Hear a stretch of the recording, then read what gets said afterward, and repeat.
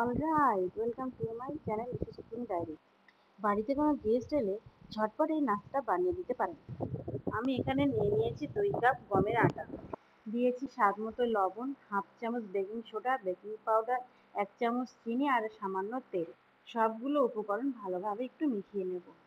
এবারে কুসুম গরম দুধ দিয়ে আমি আটাগুলো মাখিয়ে একটা ডো করে নেব। এই পর্যায়ে আমি সামান্য একটু তেল দিয়ে আবার একটু ভালো করে মাখিয়ে নেব আর তারপরে রেস্টে রেখে দেবো 5 থেকে 7 মিনিটের জন্য।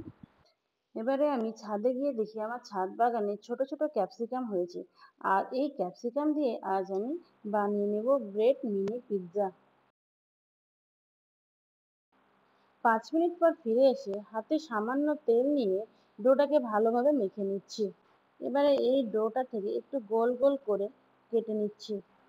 ঠিক এইভাবে হাতের তালুর সাহায্যে ভালো করে স্মুথ করে নেব।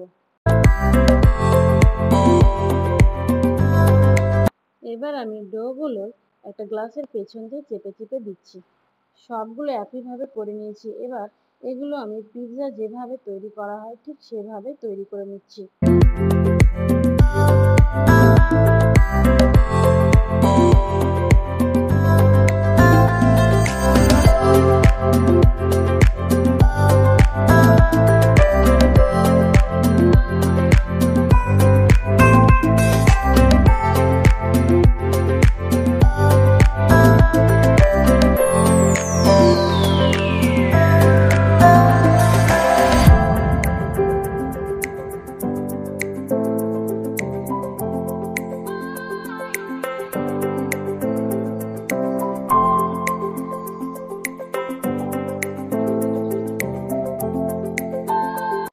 যদি আমার এই ভিডিওটি ভালো লেগে থাকে তাহলে অবশ্যই আমার চ্যানেলটি সাবস্ক্রাইব করবেন।